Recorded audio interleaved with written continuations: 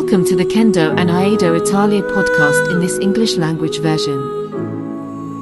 Enjoy listening. Welcome to episode 16 of the Kendo and Aido Italy podcast. Okay, let's unpack this. We've got a really focused stack of sources here, like a knowledge shortcut right into the heart of classic samurai cinema. So our mission today is really to distill the core of the genre, the most influential films, those key themes that ended up shaping global cinema, and some surprising genre experiments too, things maybe only the samurai film could really pull off. It's a perfect deep dive, actually, because the appeal is just so broad, isn't it? I mean, we're talking about films that go way beyond just historical dramas. They're sophisticated works of art, really, tackling morality, power, class, and crucially, their influence is, well, it's everywhere. The cinematic grammar, the character types, the ensemble action, it directly inspired massive canons. You look at Kurosawa's influence on the Magnificent Seven, that's direct. But even the philosophy behind something like Star Wars, you can trace roots back here. Absolutely. So yeah, we're moving past just making a list. We're digging for the essential knowledge, like the iconic figures who define the screen, the political critiques hidden in the action, and maybe why these films still resonate today. What insights do these masters of the blade offer about honor itself? Right, let's kick off our exploration with the films that kind of defy expectations. People hear samurai, they often think serious, maybe a bit stiff period pieces, right? But these sources show this fascinating side where, real grit meets genuine, sometimes bizarre absurdity. That's exactly the space where the Lone Wolf and Cub film series lives. It's number 13 on this list, and it just embodies that wild unorthodoxy. The duo itself is legendary, isn't it? You've got Ito Ogami, the shogun's executioner, wandering this brutal, bloody landscape with his infant son, Daigoro. And Daigoro is permanently strapped into this battle carriage. It's wild. It's this totally mismatched pair that creates what the sources call an absurdly appealing balance of grit and goofiness. Yeah, and the execution is it's what sells it. This isn't subtle stuff. It's high-octane fantasy action. We're talking a custom baby carriage loaded with hidden guns, blades, samurai literally skiing down snowy hills in chases, and Ogami's own swordsmanship, the Sudori style. It's just devastating on screen. Yeah. It really proves the genre can mix in these wild fantasy elements, but still keep that core of visceral action. Okay, so if Lone Wolf and Cub pushed fantasy boundaries, the next one, 13 Assassins, pushes the boundaries of, sheer brutality. Focused violence. Right. Directed by Takashi Miike. He's known for horror, gangster films. Yeah. He definitely didn't hold back here. It's a 2010 remake of an older classic. And the setup is pretty straightforward. A team of 19th century assassins comes together to take out this truly tyrannical Lord Naritsugu Matsudira before he gets even more power. And the genius, the sources say, is the pacing and the setting. Miike spends a lot of time building up the moral weight and why this has to happen, only to unleash this totally unrelenting, 45-minute final battle. And they don't just fight.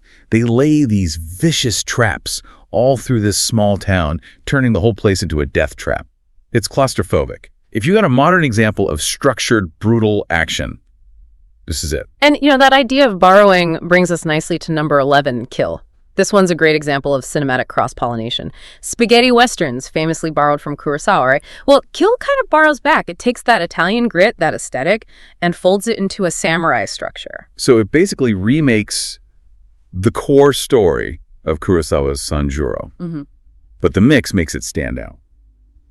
Okay, so what exactly is that Italian spice the sources mentioned? What does that look like? Well, it's in the aesthetic, partly, and the morality, or maybe the lack of it sometimes. You see it in the characters. They're often morally ambiguous, maybe a bit unshaven, motivated by cash. And also in the filmmaking techniques, like those extreme close-ups on faces and tense moments. There's a general grittier feel, maybe more realistic than the more idealized Kurosawa films of the period. It's more than a copy. It's like a conversation between genres. Okay, so let's maybe shift focus a bit now. Let's talk about the films that offer these really strong political and philosophical critiques. Because many of the best samurai classics aren't just action films. They're powerful arguments against systemic power, rigid social structures. They're doing more than just entertaining. Yeah, this is where the material really challenges that maybe idealized view of feudal Japan. Take number 10, Three Outlaw Samurai. The plot itself is rebellious. You have poor farmers kidnapping the governor's daughter. Why? They want lower taxes. They're desperate. Right. And the core betrayal, the twist, is when the three masterless warriors, Ronin, who are hired to kill the peasants, they actually switch sides. They end up fighting with the farmers. The film presents this as a vital moral stand.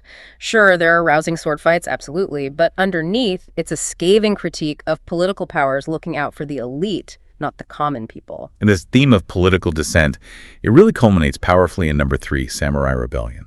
This one aims right at the heart of the Tokugawa shogunate era. It highlights the systemic cruelty that feudal rule enabled. Yeah, the critique here is deep.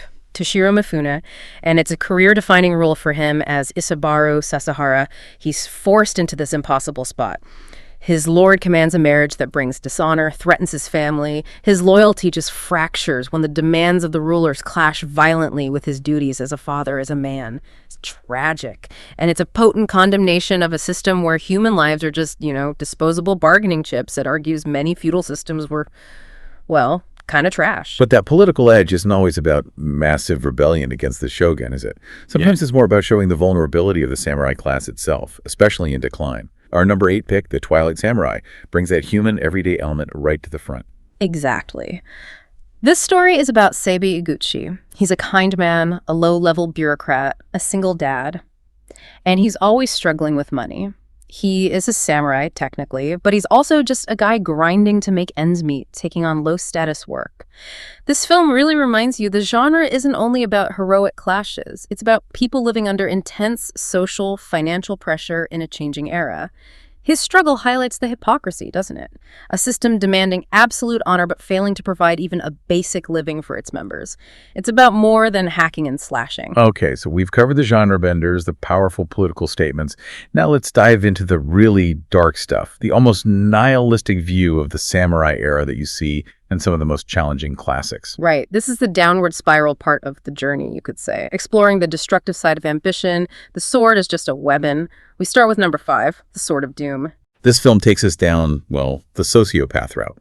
It follows the chilling descent of Ryunosuke, a disgraced samurai with this insatiable, completely amoral lust for violence. Yeah. He's just pure destruction, reflecting the cynicism of an era maybe eating itself alive. Mm-hmm. And what makes this film so crucial, particularly if you're interested in kendo or aido, is how explicitly it critiques the whole idea of rigid martial discipline. It shows the devastating results of mastering the sword without any kind of moral compass. Ryunosuke's incredible skill just fuels his nihilistic spiral. The film kind of suggests that unquestioning focus on the practice of the sword without deeper thought can lead to this empty, brutal existence. It might be the most critical look at the Bushido code in our sources. And nothing hammers home that cynical point about manipulated honor quite like number 2, Harakiri. This film is often called the darkest samurai drama ever made.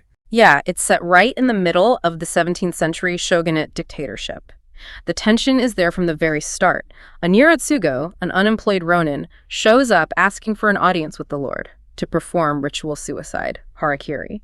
But before the ritual, he uses that audience to tell this powerful, tragic story of his life and the injustices he faced. So the film basically weaponizes the ritual of honor itself. That's an incredibly potent message, isn't it?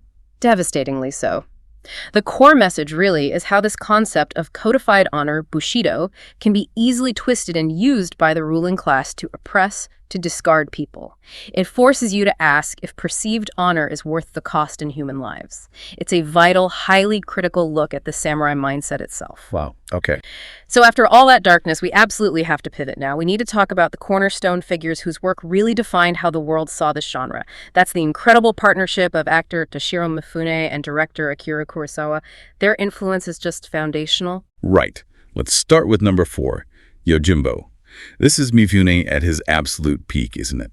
Defining that wandering Ronin archetype as Sanjuro unshaven, morally gray, deadly. He is the ultimate anti-hero, a huge shift from the more idealized samurai you saw before. He's a mercenary, incredibly clever, manipulating this war between two local gangs purely for his own advantage. Mifune just oozes this cleverness and machismo. And what's absolutely crucial to remember this film's structure, the character, the tone, it was directly lifted and became the template for Sergio Leone's 1964 spaghetti western classic, A Fistful of Dollars. That one film shows the cross-cultural power of Kurosawa's storytelling. Amazing. Okay, moving to number 6, we have Kurosawa's extraordinary adaptation of Shakespeare, Throne of Blood. Proof these films aren't just period pieces, they're timeless morality plays. Kurosawa masterfully merges the ambition and paranoia of Macbeth with the stylized, almost austere aesthetic of Japanese no theater.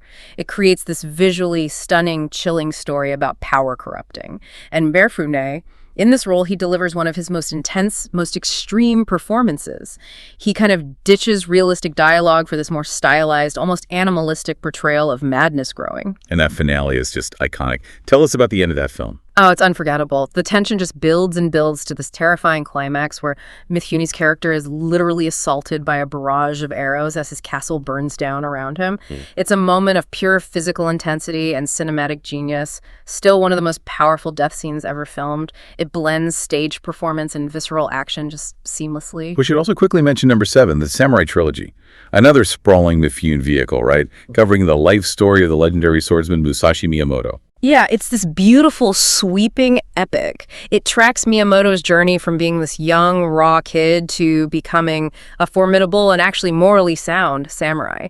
It's significant because it blends huge action sequences with deep melodrama, romance all across 3 films. It was a real benchmark for the biographical epic in Japanese cinema. Okay, and now, we arrive at the film with the biggest cultural footprint, the undisputed number 1. This is the blueprint. That can only be Akira Kurosawa's Seven Samurai. Right. The film, set in 16th century Japan, focuses on 7 masterless, unemployed samurai ronin hired by a struggling village. Their payment, basically just food. Their mission, defend the village against bandits who keep stealing their crops. Simple premise, epic execution.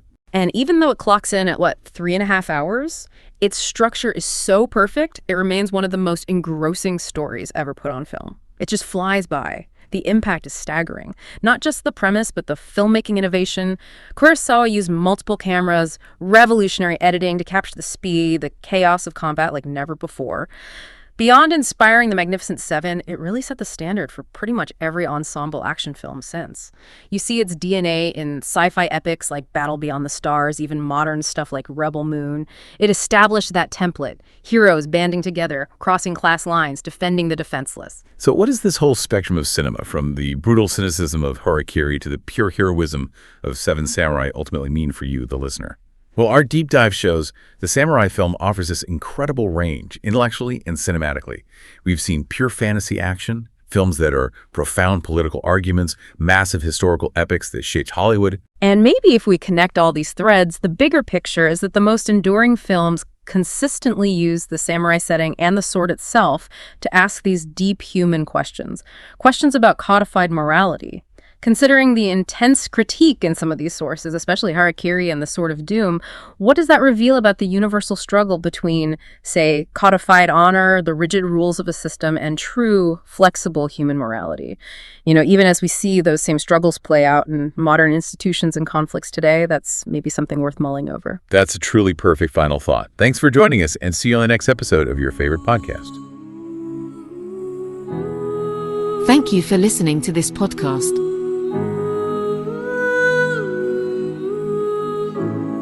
Kendo e Aido Italia, il podcast.